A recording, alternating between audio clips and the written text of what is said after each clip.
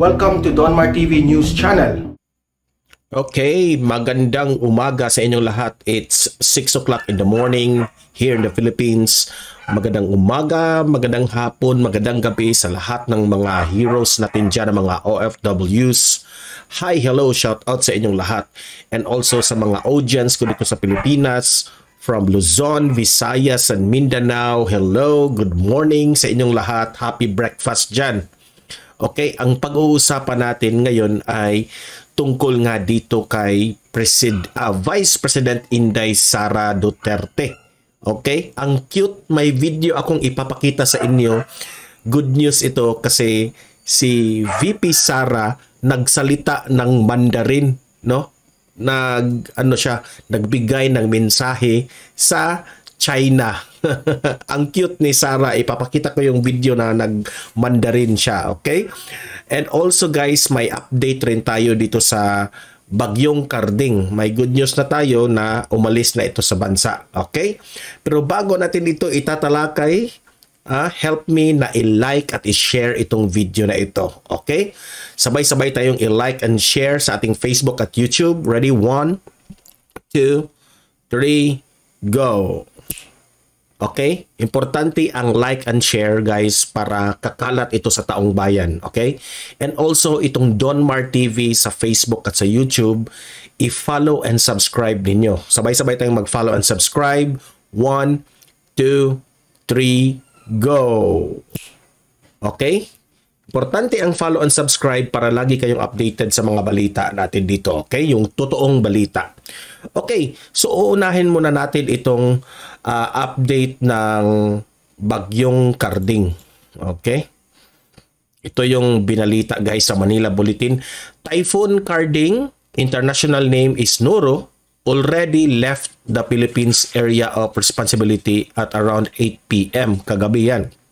Monday, September 26, but it's still enhancing the southwest monsoon or habagat. Okay, so good news ito kasi itong bagyo natin ay paalis na ito sa bansa natin. Okay, pero hopefully we will pray na talagang mawawala na itong bagyo, no? Wala nang ibang mga countries na maapektuhan na itong bagyo na ito. Okay, so let's hope and pray. So yan ang update ha, umalis na ito sa bansa. Okay, so ito, punta na tayo dito. In-update ko lang kayo sa bagyo na wala na, good news na yan natin na wala na sa Pilipinas. So ito nga, natatawa ako dito dahil ang cute ni VP Sara na nagsalita sa video ng Mandarin. Okay? Kasi itong si Vice President Sara nagsalita ng Mandarin, nagmensahe sa China sa kanilang 73 founding anniversary, no? So, ito yung binalita ng Manila Bulletin, making the first time that a top Philippine official delivered long lines of Mandarin in a speech. Okay? So, first time ito na merong leader sa Pilipinas na nagmensahe sa China na nagmandarin. Oh, wala pang mga vice president or president na nakagawa niyan. Si VP Sara pa ang first time na nagmandarin. Papakita ko kasi sa inyo yung video mamaya. Vice President Sara Duterte on Monday, September 26, kahapon yan, greeted the People's Republic of China for its 73th founding anniversary. Okay, so without further ado, ipapakita ko sa inyo yung actual video ng pag-deliver ng kanyang speech na nagmandarin siya, mensahe niya sa China. Ito. Yan.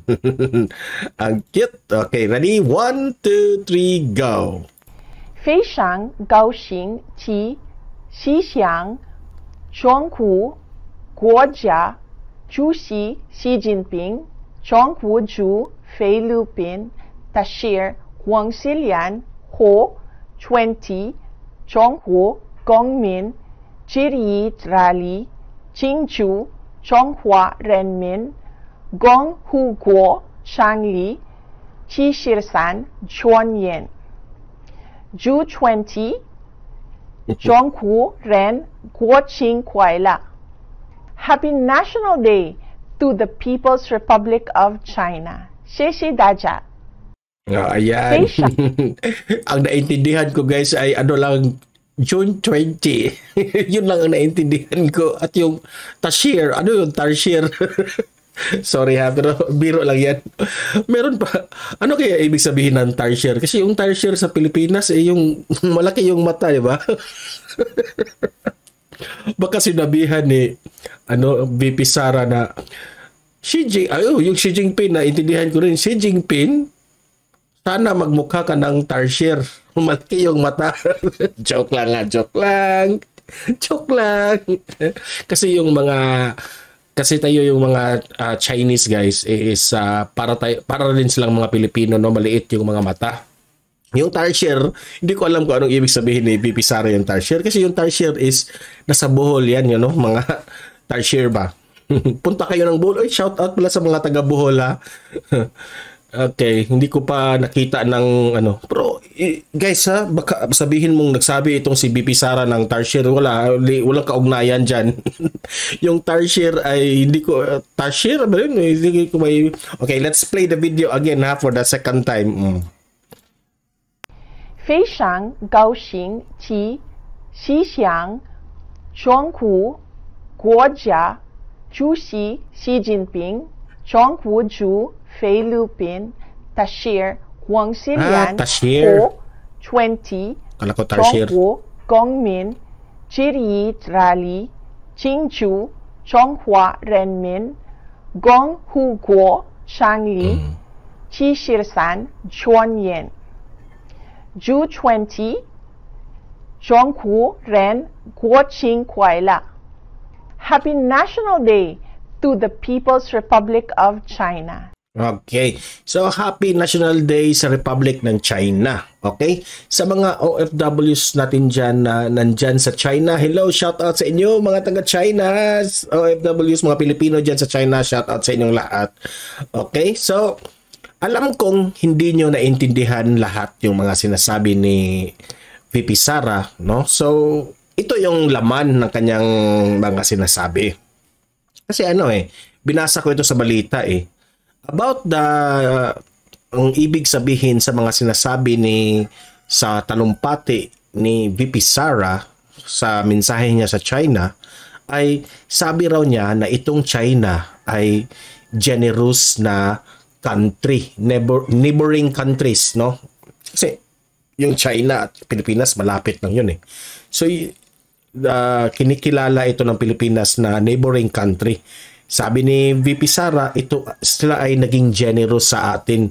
Sila ay tumulong sa Pilipinas, no? Nang umusbong yung ating ekonomiya during the pandemic, di ba? Na medyo lumubog yung ating ekonomiya noon during the pandemic, at number one na tumulong sa atin ay yung Republic of China, no? So itong si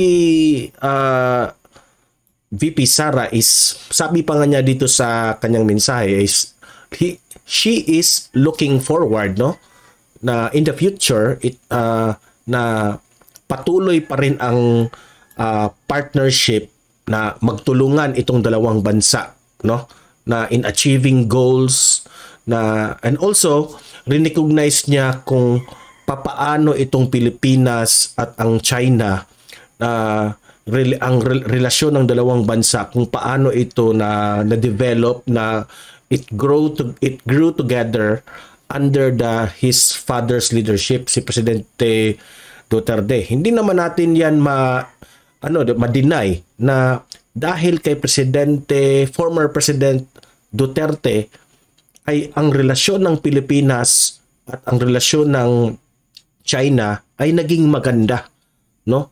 Talagang nagtutulungan, no? Marami ang mga naitulong ng bansang China, at tayo rin ay nakatulong rin ng bilateral tradings, marami, di ba? So, yan ang in-appreciate yan ang in-emphasize, hin-highlight ng ating Vice President Sara Duterte. Kaya nagpapasalamat sa China, no? And also, he is nag-look forward rin, no, sa future, na si Vice President Inday Sara Duterte, sabi niya na sa panahon ni Presidente Bongbong Marcos ay maipatuloy itong magandang relasyon natin sa China. Yan ang sabi ni VP Sara sa kanyang mensahe sa Mandarin. Okay? So yan ang mga mensahe niya tungkol dito.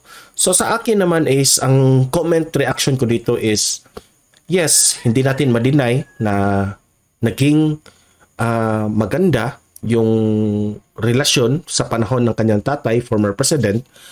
At pati ako, gusto kong maipatuloy ito kay Presidente Bongbong Marcos. And alam ko naman ang ipatuloy ito ni PBBM, di ba? Kasi itong si PBBM naman ay medyo pareho lang naman sila ng pananaw when it comes to China. Itong si PBBM at itong si former President Duterte, di ba? So, para sa akin, no, mga taga-China, maraming salamat sa inyong pagbibigay sa amin ng tulong, especially noong panahon ng pandemic. Malaking bagay na tinulungan nyo ang bansang Pilipinas.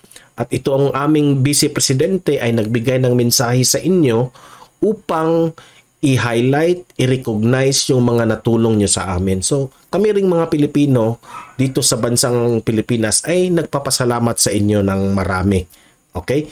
Na we are hoping na in the future, maipatuloy ito. Okay?